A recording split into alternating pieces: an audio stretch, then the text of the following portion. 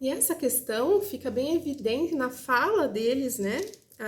Em 1 Samuel 17, vamos ver do 43 ao 45, disse o filisteu a Davi: Sou eu algum cão para vires a mim com paus?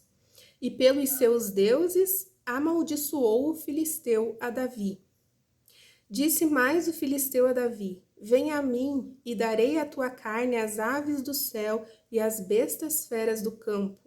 Davi, porém, disse ao filisteu: Tu vens contra mim com espada e com lança e com escudo.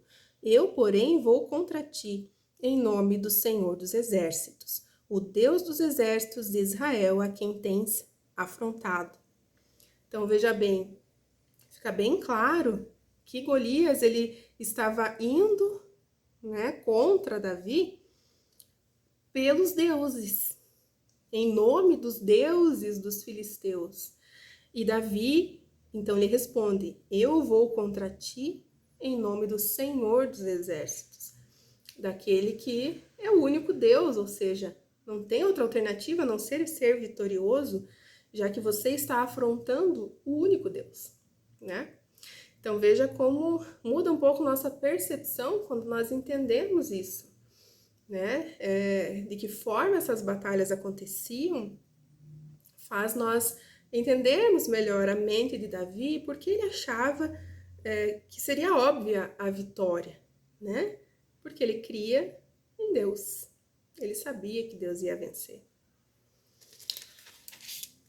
Bom, Davi então teve várias vitórias, né? O povo começou a aclamar Davi por essas vitórias, não só contra Golias, mas mais para frente.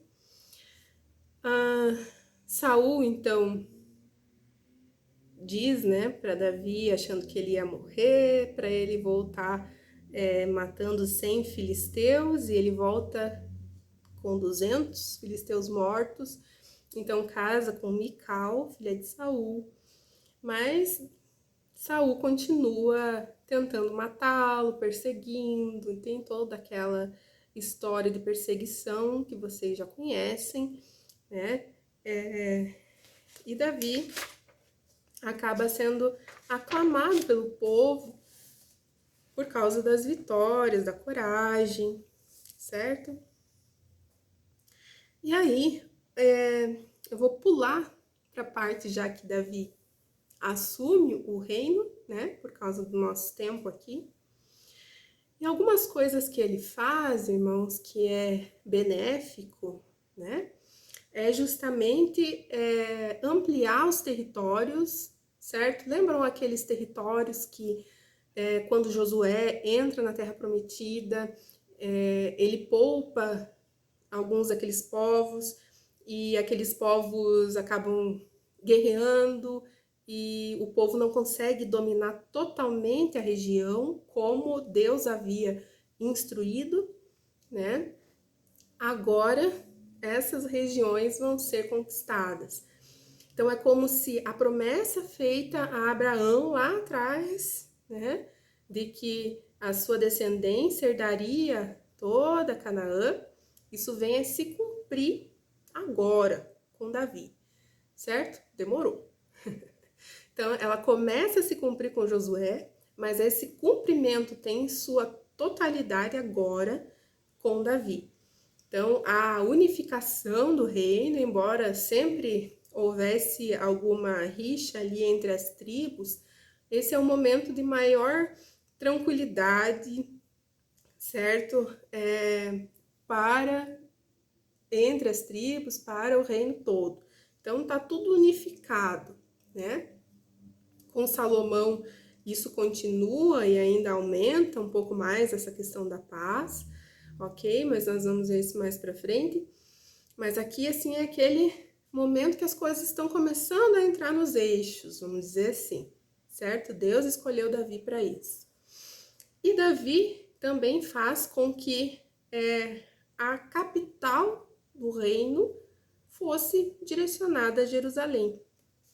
Então nós sabemos que na época lá de Josué, eles poupam os jebuseus, né, que eram os habitantes ali de Jerusalém, e tem muito problema com isso, Jerusalém antes se chamava Jebus, eram os jebuseus, né, que habitavam ali.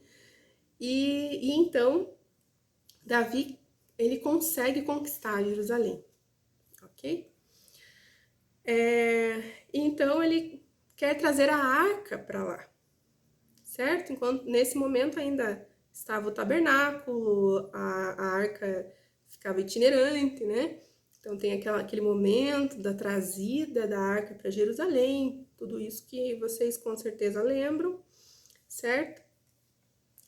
E então são coisas assim que marcam o reinado de Davi. Jerusalém significa cidade da paz, né? Lembram lá de Melquisedeque, né? Rei de Salém, Jerusalém, né? Jerusalém. Então, paz, Salém. E então, assim, por isso que diz que Melquisedeque veio dessa região, né? É uma precursora de Jerusalém. Não se sabe, mas nós sabemos que agora é estabelecido ali como capital do reino, né? Então, como a gente falou ali no comecinho da aula, Davi tem os seus acertos e tem os seus erros. E ele tem alguns pecados, né, que ele comete. Ele come lá, enquanto ele estava sendo perseguido por Saul, ele vai com aqueles soldados que estavam com ele, né, e comem os pães da proposição dos sacerdotes, né, aí os sacerdotes são mortos. Então, assim, é interessante que cada decisão ali pecaminosa de Davi gera consequências terríveis, assim, e para todos, para praticamente todo o povo, sempre tem uma consequência muito grave, embora ele se arrependa, certo?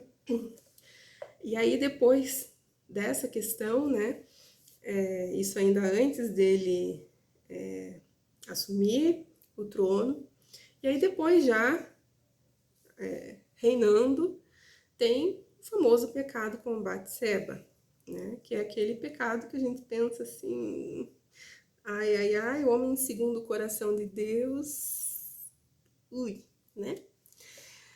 Como pode? Mas ele era humano, assim como cada um de nós. Pecados diferentes. Como eu falei, ele era muito intenso, era uma pessoa extremamente intensa, então teve grandes pecados, né? E aqui é aquela história. Ele deveria ter ido para a guerra, não foi. Aquele momento ali pós-vitória, né? Ah, eu sou vitorioso, não preciso ir. Eu sou bom, para que ir agora? Quero descansar.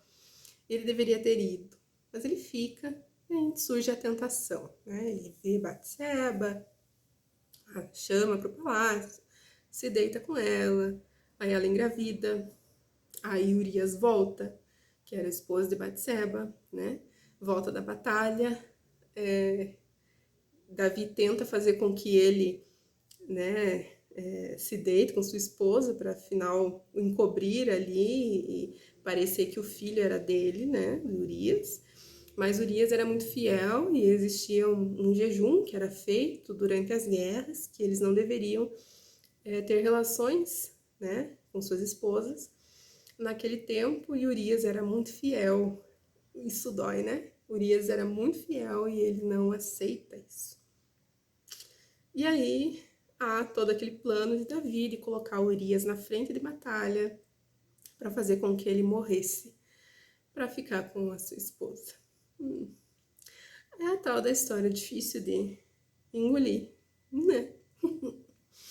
Mas como eu falei, ele representa aqui, né, nós e nossos pecados. Por mais que nós tentemos fazer o certo, muitas vezes nós fazemos o errado. Assim como Paulo disse, né? Aquilo que eu quero, não faço. E aquilo que eu não quero, isto eu faço. E é isso mesmo. A gente luta diariamente contra a nossa carne, pecados diferentes, né?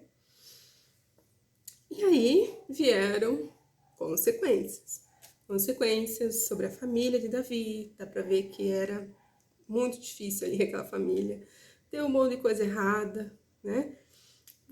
eu não vou entrar em detalhes, irmãos, porque está bem explicado na apostila, então vocês lendo ali, vocês já conseguem entender bem, tá? Então tem ali a questão dos filhos e morrem filhos, e um filho quer estuprar a irmã, né? Então, assim, vocês vão ver ali a história.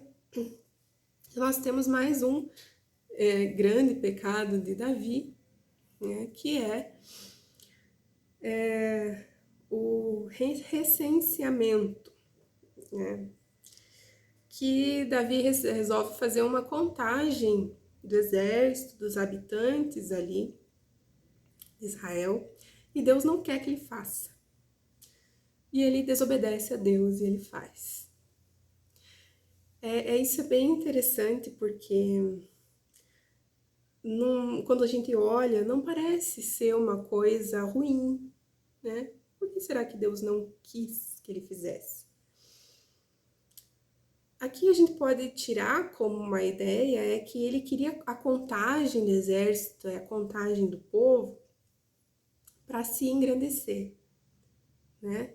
Então, para ter aquele gostinho de dizer, olha como o exército aumentou na minha gestão, olha como eu sou bom, né? Então, assim, Deus sabe por que ele não deveria fazer, mas ele fez. E aí sobrevêm problemas, certo? Sobrevém a praga sobre o povo, Davi se arrepende, assume, né? Então todos esses momentos em que ele tem grandes erros, ele também tem grande arrependimento. Isso faz dele esse homem segundo o coração de Deus. É isso que faz essa diferença na vida dele, né? Aqui vocês podem ler também. Aí tem aquele final da vida de Davi, em que Absalão se rebela contra ele, faz uma confusão enorme. E aí depois Absalão morre lá, pendurado nos seus cabelos, né, na árvore. Isso aqui também é uma história já que a maioria de nós conhecemos, né? Mas quem não souber, está escrito na Bíblia, né? Eu quero que vocês vão atrás pesquisar, porque não dá tempo, né? Nessa nossa apostila de história de Israel é realmente enorme. E se a gente for tentar falar tudo sobre todos os reis, sobre todos os detalhes, nós não vamos conseguir terminar nunca, né? Então eu gostaria de chamar a atenção para vocês para uma outra questão da vida de Davi, que é a aliança de Deus com Davi. E isso está em 2 Samuel 7. 2 Samuel 7, esse texto sempre me chamou muita atenção, assim, que nós podemos tirar grandes lições para a nossa vida, além dessa questão, que é a maior de todas, que é a aliança de Deus, né, com ele. Então, 2 Samuel 7 diz assim: Sucedeu que, habitando o rei Davi em sua própria casa, tendo-lhe o Senhor dado descanso de todos os seus inimigos em redor, disse o rei ao profeta Natã: Olha, eu moro em casa de cedros, e a arca de Deus se acha numa tenda. Disse Natã ao rei: Vai, faze tudo quanto está no teu coração, porque o Senhor é contigo. Essa parte aqui é muito interessante.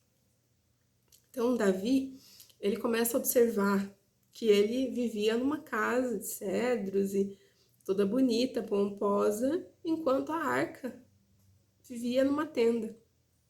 E que Deus merecia ter um lugar específico, bonito, luxuoso, vamos dizer assim, né, para ser a casa de Deus. E nós vemos essa intenção no coração de Davi, uma intenção ótima, né, algo muito bom. Então, isso confundiu Natã, profeta, falar: que linda essa atitude, né? Vai e faz o que está no teu coração. E aqui, Deus fala: porém, naquela mesma noite veio a palavra do Senhor a Natã, dizendo: Vai e dize a meu servo, Davi, assim diz o Senhor: edificar-me-ás tu casa para minha habitação? Porque em casa nenhuma habitei desde o dia em que fiz subir os filhos de Israel do Egito até o dia de hoje, mas tenho andado em tenda, em tabernáculo. Em todo lugar em que andei com todos os filhos de Israel, falei acaso alguma palavra com qualquer das suas tribos, a quem mandei apacentar o meu povo de Israel, dizendo: por que não me edificais uma casa de cedro? Eu acho muito interessante. Nossa, esse texto é fantástico. Primeiro, você percebe um profeta achando que sabe o que Deus quer falar, o que Deus quer dizer, né? Então Natan fala assim: faz tudo quanto tá no teu coração, porque o Senhor é contigo. Ui, né? O Senhor não era com ele. O Senhor não queria que fosse feito, né? E aqui nós podemos tirar uma grande lição, irmãos, porque hoje em dia tem muita gente dizendo assim: ah, eu sou profeta. O que eu falo acontece, o que eu falo Deus faz, né? O que eu profetizo acontece, porque eu faço e Deus me dá, né, total liberdade para falar o que eu quiser e aquilo vai acontecer. E elas usam às vezes os profetas, né? Porque nós não vemos muitas vezes esses profetas pedindo permissão a Deus. Senhor, posso ir falar com fulano, né? Na Bíblia, às vezes simplesmente eles agem. Mas eles só agem se Deus quiser que eles assim o façam. Aqui deixa muito bem claro isso, né? O profeta achou que era de uma forma e Deus o repreende. Não, não vai fazer não. Não é o que eu quero, né? Então assim, né? Ele levou uma mesma coisa o profeta Jonas. Deus mandou, aí ele foi fazer diferente. Não, não, não, não, volta aqui. Vou te dar um jeito de fazer cumprir aquilo que eu quero, né? Então Deus ele não negocia a sua vontade, a vontade dele é aquela e acabou. E a gente tem que entender isso. Tudo que acontece tem a permissão de Deus. Nada vem fora da sua vontade, daquilo que ele permite que aconteça. Então, aqui fica muito claro que não importa se é profeta. Eu falei que não é. Então, Deus está falando, eu não quero. Não importa se você falou erroneamente que eu estava liberando. Vai lá e volta atrás. Vai lá e explica agora. E aí Deus fala para Natan passar a informação para Davi. Por acaso eu pedi uma casa de cedros?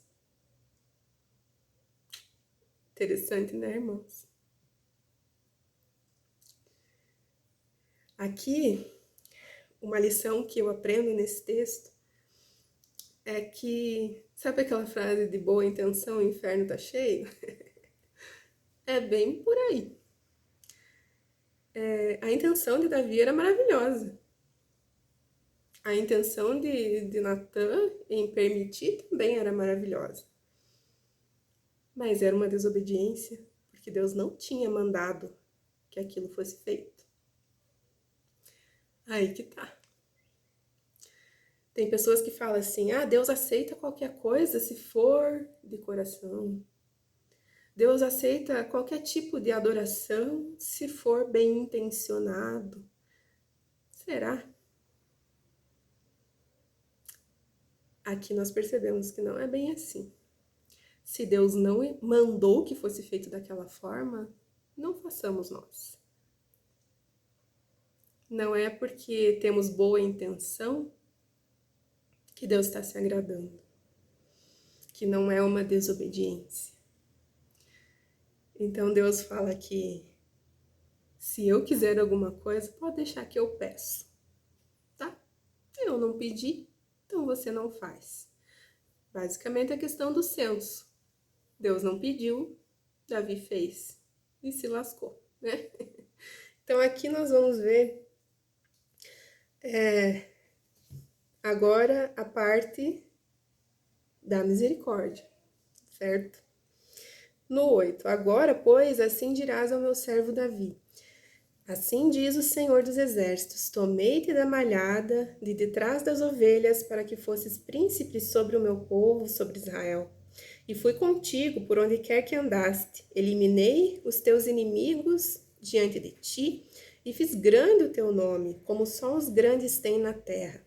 Prepararei lugar para o meu povo, para Israel, e o plantarei, para que habite no seu lugar e não mais seja perturbado, e jamais os filhos da perversidade o aflijam como dantes, desde o dia em que mandei houvesse juízes sobre o meu povo de Israel.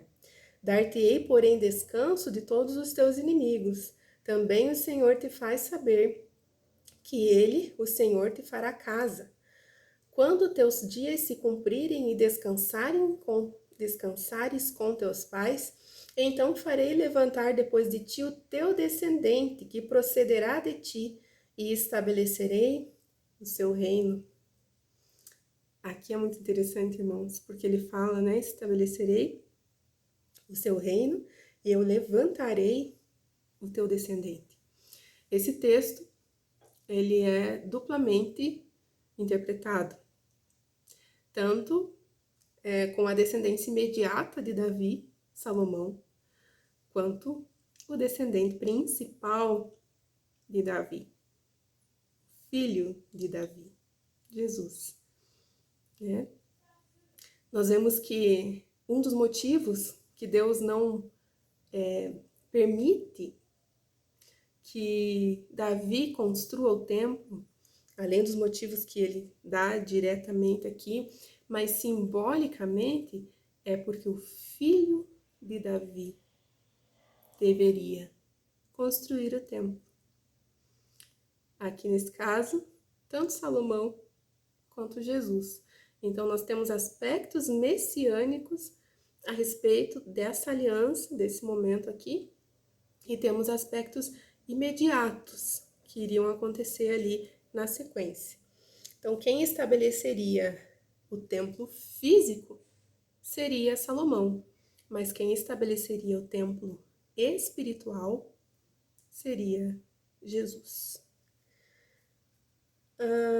13. Este edificará uma casa ao meu nome, e eu estabelecerei para sempre o trono do seu reino.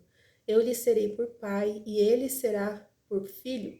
Se vier a transgredir, castigá-lo-ei com varas de homens e com açoites de filhos de homens. Mas a minha misericórdia se não apartará dele, como a retirei de Saul, a quem tirei de diante de ti. Porém, a tua casa e o teu reino serão firmados para sempre diante de ti. Teu trono será estabelecido para sempre. Segundo todas essas palavras e conforme toda esta visão, assim falou Natã a Davi. Então, Natã transmite, né, falando que Deus estabeleceria a casa de Davi para sempre, né? Nós vemos que isso acontece fisicamente por algum tempo, por causa da desobediência, mas espiritualmente, através de Cristo, isso acontece eternamente, né? Estabelecer a casa do Senhor. 18. Então entrou o rei Davi na casa do Senhor, ficou perante ele e disse: Quem sou eu, Senhor Deus, e qual é a minha casa, para que me tenhas trazido até aqui? Foi isso ainda há pouco aos teus olhos, Senhor Deus, de maneira que também falaste a respeito da casa de teu servo para tempos distantes, e isto é instrução para todos os homens, ó Senhor Deus. Que mais ainda te poderá dizer Davi, pois tu conheces bem a teu servo, ó Senhor Deus. Por causa de tua palavra e segundo teu coração fizeste toda esta grandeza, dando a conhecer a teu servo. Portanto, grandíssimo és, ó Senhor Deus, porque não há semelhante a ti, e não há outro Deus além de ti, segundo tudo o que nós mesmos temos ouvido. Quem há como o teu povo, como Israel, né? E ali ele vai continuando falando sobre tudo isso, né? E é interessante porque ele acabou de ser repreendido por Deus, né? E isso eu acho fantástico aqui. Davi acabou de levar uma rasteira de Deus aqui. Então ele estava lá todo cheio de boas intenções. Quero construir um templo para o meu Deus, né? Uma casa linda, muito melhor do que o meu palácio. E de repente Deus fala, não vai construir não. E se fôssemos nós? Todos cheios de boas intenções. Eu quero fazer isso para Deus, eu quero fazer alguma coisa grande, eu quero servir nisso. E aí Deus chega e fala assim, não vai ser você. Como será que reagiríamos? Deus, mas eu queria tanto, olha, é pro teu bem, né? Olha, é algo que eu quero fazer de coração pro Senhor. Davi, ao mesmo, no momento em que ele ouve tudo isso, ele é grato e ele se humilha diante de Deus, né? Ele fala, quem sou eu, Senhor Deus? E qual é a minha casa para que me tenhas trazido até aqui? Olha, eu venho de uma linhagem humilde lá de Belém, né? Uma cidadezinha pequena. Quem sou eu? E o Senhor me trouxe até aqui. Então ele começa a mostrar a gratidão a Deus por tudo que ele já tinha feito e por tudo que ele falou que ia fazer, né? Para tempos distantes. Então é maravilhoso ver que Deus, ele faz tudo perfeito. E essa aliança, nós vemos ela se completar em Cristo. Ele, o filho de Davi, né, dessa linhagem, cumpre tudo isso, né? Ele diz que ele é o templo, né? Jesus é que ele compara o seu próprio corpo ao templo, isso é muito interessante. Então nós vemos assim, a vida dele realmente é algo fantástico que, se eu fosse você, dava mais uma pesquisada e estudava, né? Vamos ficando por aqui. Espero que tenham gostado dessa aula, né? De tantas coisas que Deus nos ensina. E até o capítulo 6 com Salomão.